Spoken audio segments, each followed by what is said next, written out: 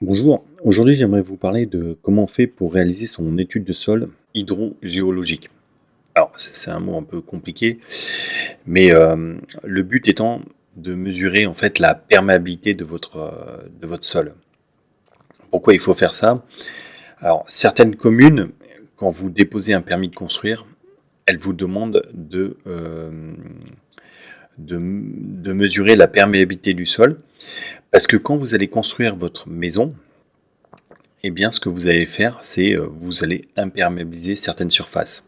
Effectivement, on peut compter, par exemple, vous allez, comme votre maison, elle fait 100-120 mètres carrés de toit, et ben, l'eau qui tombait avant que la maison ait été construite, elle tombait sur la terre et elle s'infiltrait dans le sol.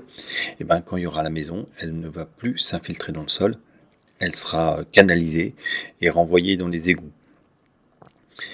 Mais ça, renvoyer l'eau pluviale dans les égouts, les mairies n'en veulent plus ou elles essaient de limiter ce phénomène. Pourquoi? Parce que l'eau qui va dans les égouts va rapidement ensuite dans les rivières et créer, en aval des crues. Donc elles vous demandent de faire infiltrer l'eau de pluie dans les sols. Pour autant, donc, et pour infiltrer l'eau de pluie dans le sol, donc il y a plusieurs manières. Soit vous ferez un puits perdu, soit vous allez mettre une cuve de rétention d'eau pluviale et puis après avec un débit pour pouvoir faire sortir l'eau doucement pour qu'elle puisse s'infiltrer dans votre sol. Bon, il y a plusieurs systèmes. Mais pour définir la dimension de la cuve, par exemple, si vous voulez une cuve d'1 mètre cube, 2 mètres cubes, 3 mètres cubes, 4 mètres cubes, ou la dimension du puits perdu, s'il vous faut un puits perdu de 2 mètres de profond, 3 mètres de profond, ou, voir si un puits perdu ça ne suffit pas, 2 puits perdus, tout ça. Pour dimensionner en fait ces ouvrages, ça va dépendre de 2 critères. Ça va dépendre d'un premier critère, c'est la perméabilité du sol. C'est-à-dire, est-ce que le sol boit beaucoup d'eau? Par exemple, les sols qui sont plutôt sablonneux ont tendance à boire de l'eau, euh, plus que par exemple, à contrario, un sol, on va dire, argileux. Voilà. Quand il y a de l'argile, les sols ont beaucoup plus de difficultés à boire l'eau de pluie. Et donc, en fonction de ces critères, on va calculer à peu près apparemment estimer la surface que vous allez imperméabiliser et en fonction de ça, on va déterminer quel ouvrage il faut pour répondre à ces besoins. Les communes, enfin moi je suis dans la région lyonnaise en tout cas, vous autorisent à vous faire vous-même votre étude de sol. Donc là c'est ce que j'ai fait et je vais vous montrer comment j'ai procédé pour faire mon étude de sol. Donc bien sûr c'est une étude de sol qui va tester la perméabilité du terrain, mais pas une étude de sol qui vous permettra de voir si le terrain est portant pour la maison, voir quelle fondation il vous faut. Non, non, c'est uniquement pour tester si le sol est perméable et pour, au final, estimer quel type d'ouvrage d'infiltration il vous faudra. Voilà. Donc, par exemple, pour ce terrain, donc ici, on voit par exemple notre projet. Donc là, j'ai indiqué en rouge les surfaces qui sont imperméables. Donc par exemple, on a 140 mètres carrés de toit qui est imperméable. On a tout un garage plus des escaliers. Donc ça fait 65 mètres carrés imperméabilisés. Et on a une terrasse de 18 mètres carrés qui va aussi recouvrir le sol, qui est imperméable, qui ne laisse pas rentrer l'eau dans le sol. Et puis on a 3 autres espaces, donc 2 jardins de 33 et 20 mètres carrés, plus une allée de 17 mètres carrés qui, eux, permettent à l'eau pluviale de rentrer dans le sol. Donc voilà un tableau récapitulatif des surfaces. Nous avons 295 mètres carrés sur la parcelle au total, dont 223 mètres carrés qui sont imperméables et 72 mètres carrés qui sont perméables. Par contre, la mairie nous dit aussi que nous pouvons faire cette étude nous-mêmes de sol et on peut s'aider d'un logiciel qu'ils mettent à disposition. C'est le logiciel Parapluie sur Internet. Donc ça, ça dépend, nous on est de la région lyonnaise et ça dépend de la métropole du Grand Lyon. Donc là, on va rentrer tout un tas de paramètres dans ce petit logiciel sur Internet.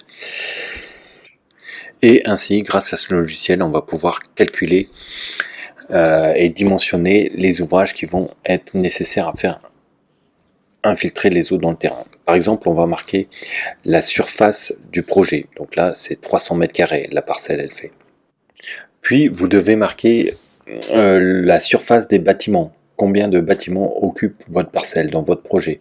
Donc nous, dans notre projet, pour ce client-là, nous avions 223 mètres carrés de bâtiments construits. Donc 223 mètres carrés de terrain imperméabilisé. Et là, vous voyez que le logiciel calcule automatiquement la pleine terre. Donc 77 mètres carrés en pleine terre. Ensuite, vous devez décrire votre projet.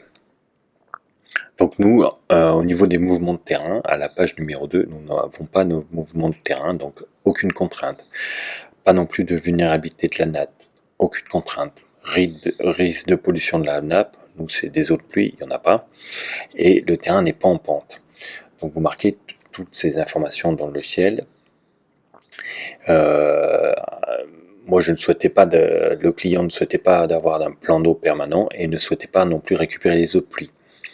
Et puis là, il y a une question qui est importante à laquelle il faut répondre, c'est la capacité d'infiltration des sols. Et là, vous ne pouvez pas le savoir comme ça, en fait, il faut aller le mesurer sur place.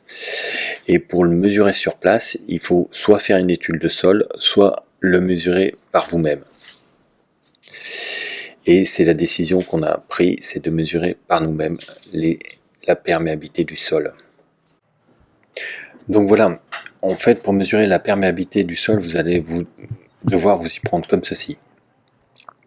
Alors déjà, il va falloir faire deux mesures, une en surface, une en profondeur. Vous allez devoir faire un trou d'environ 50 cm de long par 20 cm de large et à 15 cm de profondeur. Puis vous allez devoir le remplir de 10 cm d'eau. 10 cm d'eau, ça équivaut à, en fait, pour cette surface-là, environ 10 litres. Donc voilà, vous prenez un bidon de 10 litres et vous le videz, vous le versez dans votre trou qui fait 50 cm de large par 20 cm de large. Voilà.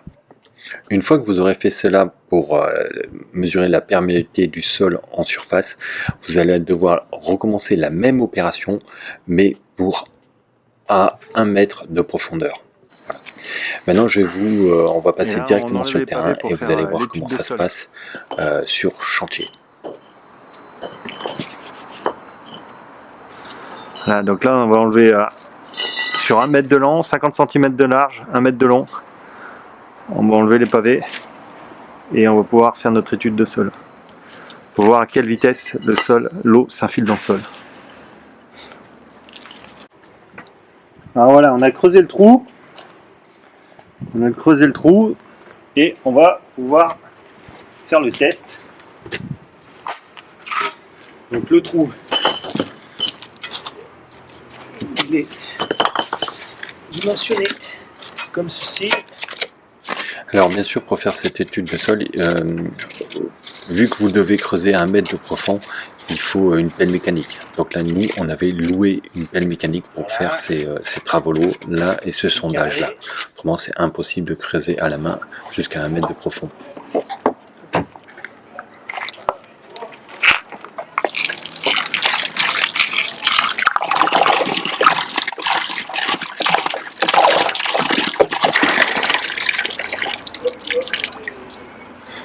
À 13h24, on verra à quelle heure il n'y a plus d'eau. Donc il faut répéter 3 fois la mesure. C'est-à-dire, vous faites une fois, vous mettez l'eau, vous regardez le temps qu'elle met à s'infiltrer, puis vous recommencez et vous faites 3 fois. En fait, vous calculez un temps moyen. Donc vous faites 3 fois le temps et après vous le divisez par 3 pour obtenir un temps. Une fois que vous avez ce temps moyen d'infiltration, il faudra manipuler un peu ce chiffre grâce à une formule mathématique pour trouver un autre chiffre. C'est la capacité d'infiltration des sols en mètres cubes secondes par mètre carré. Et ça, vous trouverez ça grâce à une formule mathématique qu'il faut appliquer. C'est 1 divisé par votre temps moyen d'infiltration fois 600. Voilà. Et là, vous obtiendrez un chiffre qu'il faudra rentrer dans le logiciel Parapluie. Et ce chiffre est donné en mètres cubes par seconde par mètre carré. Obtenu 47 minutes.